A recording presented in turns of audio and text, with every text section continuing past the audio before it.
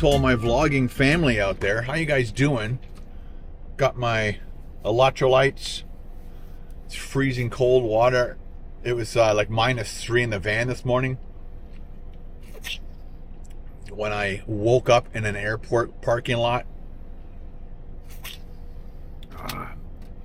When I went to bed, I finally stopped like watching videos at probably 12:50 at night, or I guess in the morning, and there was a ton of construction going on at the airport, and it was very noisy. I need to go that way. And I was thinking, oh no, they have like a 24-hour shift, and it's all I'm gonna hear is trucks and beep beep all night. But I lucked out, and they must have stopped probably at 1, because like I fell asleep instantly because I was so exhausted. So like I was saying, I lucked out, and the trucks and everything stopped doing it. I zonked out anyway, so had a really good sleep. And the mattress heating pad that we have in there, that stays on non-stop until you run out of battery. But the electric blanket that I have on top, it's like, I don't know, it's got like maybe a 4-hour switch on it, so it shuts off in 4 hours. But there was only -3 in here, so the bottom heating pad kept me warm enough. And also, there wasn't a lot of planes that took off this morning. I'm not sure, I didn't hear one plane taking off this morning. I thought for sure that was going to wake me up as well. Didn't wake up with any planes. Whether there was any planes or not, you know, it's Buffalo Airport, so they might not have any planes leaving this early in the morning. I don't know. But the morning I did wake up there, which was Sunday morning, because yeah, I went there Saturday night. Now I wasn't even at the airport. I was at the Roadhouse, the Texas Roadhouse, and I could hear the planes taking off at 6 o'clock in the morning, or 6:30, whatever it was. So maybe there are days, or maybe I was so out cold this morning that I didn't hear it. I was going to get up at 7:30, but I set my alarm for 8, but I still woke up at 7:30. Do you guys have like that internal clock where if you want to sleep in the next morning, you still wake up at the same time that you normally wake up? Your body's just set, right? The little thermostat or whatever, the little timer in your brain. Well, I don't think I've shot this many videos in such a short period of time in a while. Like when I did stuff like Japan and all that stuff, I would shoot vlogs every single day, plus at least one food video every single day. And that was exhausting, and I did that for 2 weeks. The first year I went, I think I went in 2017 and 18, or 18 and 19. I always forget which. Yeah, I think it was 18 and 19 were the 2 years that I went. And the first year I went for 2 weeks. The second year I went for 10 days.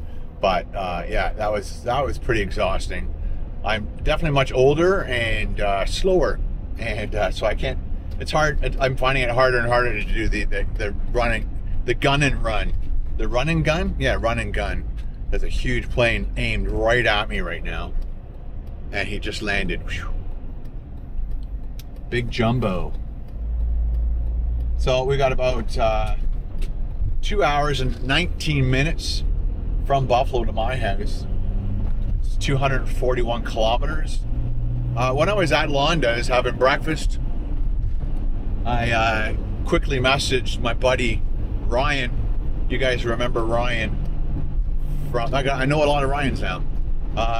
Ryan was the gentleman who told me about the largest truck stop in the world. And so when I was starting to do all these gas stations and stuff, so I did the Canadian gas station video, 24 hours, and then I came down and did it in this area. I think I did the breakfast part of my 24 hours in Buffalo, and then I went all the way over to Cleveland and did that one. And when I did that video, he left a message, or messaged me and said, if you like doing these gas station things, you got to go to the largest truck stop in the world. I'm like, there is such a place? He's like, yep. I need to get onto the Niagara Falls route. And so I booked a flight, I think within a week, thanks to Ryan. And then when I did that one, there's a hawk up ahead, just nailed some animal. He's just on the side of the road. He got breakfast. Oh, maybe you missed it. So I did the largest truck stop in the world, and I think it was either just before Christmas or just after Christmas. And so I flew out to Ohio, did that video, and then, or not Ohio, Iowa. And then when I came back, I set up another thing to go back Milwaukee and do a whole series in Milwaukee and do a bunch of gas stations there. And between those two videos, I got so many comments to go to Texas and do Buc-ee's that I went and booked that and did that. So Ryan was the catalyst for all that. So after the success of the Iowa video, the largest truck stop in the world, I came back to Buffalo and took Ryan out privately to dinner at one of his favorite Italian places where they make huge, they give you your napkin is a bib and it's big and you have to put it over your head and it stops you from getting slopped on, but it's like a huge bowl of pasta with one huge meatball on it. I think it was called Chef's, I think. And so I treated him to dinner, and thanks for getting that ball rolling in my life, because I was kind of going that way, but I didn't know about those things. So thank you, Ryan. So I think Ryan was born and raised in Buffalo, and then when he got married, he moved to North Carolina with his wife, and then they moved back here when they had their baby. And I'm not sure, sorry Ryan, I'm not sure if you're on your second or you're still on your first. It's been a while since we've chatted, but I wish you all the best, and I thank you again from the bottom of my heart for giving me those awesome suggestions. Every time Ryan gives me a suggestion, I take it. Because it's always a success. I think we're going to stop and get one more coffee. The coffee at Londa's Diner was not bad. It was a little on the weak side. It's funny, some of these mom and pop shops you go into, sometimes it's really strong and then sometimes it's really weak. This time it was really weak. Not really weak, it was just weak.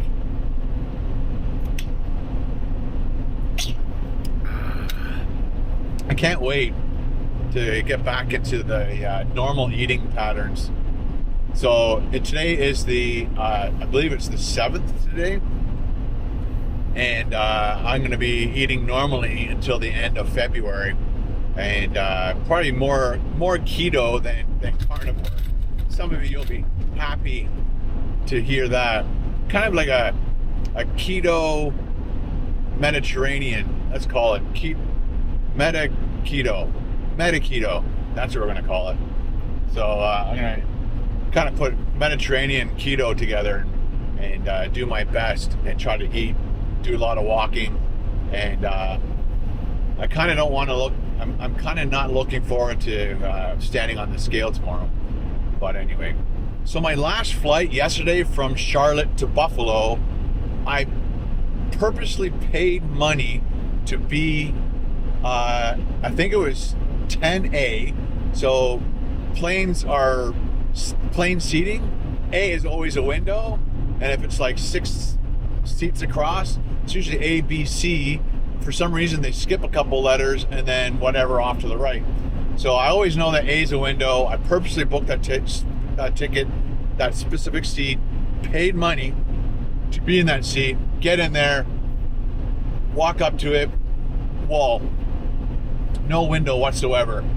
And so I went up to one of the flight attendants, and I'm like, I booked that seat because I wanted a window, and I said, it's just a wall. And she's like, yeah, I don't know why they either don't tell you or why that happens, blah, blah, blah. And so she goes, tell you what, she's like looking at her schedule. She goes, go to 8A. She goes, it's even a better seat than your seat. She goes, you can have that one. I'm like, thank you. And so I had left over, I think it was either a Tim Hortons or a Starbucks. I think it was a Starbucks, because Starbucks had the special card folder. I had an extra one in my bag, so I gave that to her, and she was all super happy that I gave her this gift card. And apparently she has like a little baby at home, and she goes, I need coffee. And so that's what I said to her. I go, I hope you like coffee. And she goes, yeah, I have a little baby at home, I need coffee. And I'm like, okay. So that was a really good trade. The flight attendants on American Airlines are awesome, and so I thank them. And it was a nicer seat, tons of leg room, beautiful window off to my right, my left, and on top of that, nobody was sitting between me and the woman beside me. So it was a great flight. It was only about an hour and 18 minutes maybe, so short flight but great seat. But the kicker was, got all settled in, pilot gets on the thing, he's or not the pilot, one of the flight attendants gets on the thing. He goes, I'm sorry to announce this, but we have to ask everybody to grab all your belongings and get off the plane. We have a security issue. And you're like, what the hell does that mean? So like everybody had to get all their stuff, everything. Couldn't leave one thing behind, get everything, get off the plane and line up again. And I can't remember how long it was, but when I was waiting in the lobby, this awesome guy named Dan, he's like, Ken Domik. And I'm like, hey man, how you doing? I didn't know who he was. He knew who I was from the videos. He's like, dude, I've been a fan of yours since I was a kid. And he's been watching my videos for 14 years. And now he's a full-grown adult in an airport, notices me. And I just happened to be talking to another couple that I was just standing beside, young couple who just came back from St. Lucia. And they said when they got off the plane, they forced them back through security. So when they got off the plane and wherever they were in Charlotte, they had to go outside of security and then come back in security. But they think somebody slipped through that, or there was a suspicious package or a piece of luggage or something. Something caught their attention and got everybody off the plane. So they did their sweep, fixed the problem, whatever, resolved the situation, and then they got all back on the plane. But it was just funny that Dan and this couple, we all were talking, and it was just a really good. It was a good moment to a shitty situation. So nobody wanted to. You know what's funny is I thought they were sending me to Fort Erie, but I'm going to the Niagara Falls, north of Niagara Falls crossing. I was wondering why it was taking so long. Anyway, so all in all, I had an amazing trip. Shot a lot of videos, got a lot of editing to do, and I hope you guys enjoy it. And I'm always looking for suggestions. I know when I announced that I was in Charlotte, I didn't specify that I was just going to be in the airport for 2 hours, but a lot of people want me to go back to Charlotte, so I think that is on, and definitely Charleston. I've already mapped out a whole trip around Charleston. I just don't know if I was going to bring Carol or not, because just to give you guys a heads up to all my amazing followers on this channel. Carol doesn't like doing the run and gun, whereas I don't mind doing it. So Carol likes to vacation and doesn't mind doing a video once in a while, but she likes to relax and stuff as well. Whereas when I do these, it's all business mainly. So when I find a trip that I need to run and gun, Carol doesn't go on those trips, but we definitely want to do something possibly the first week of March, so look forward to that. Anyway guys, I gotta get concentrating here. I gotta get over the border and grab a coffee as soon as we crossed over, or unless I see a chances I won't see a Tim Hortons between now and there. But anyway, thanks again for all your support on this channel, and we'll see you again in the next vlog. Ciao.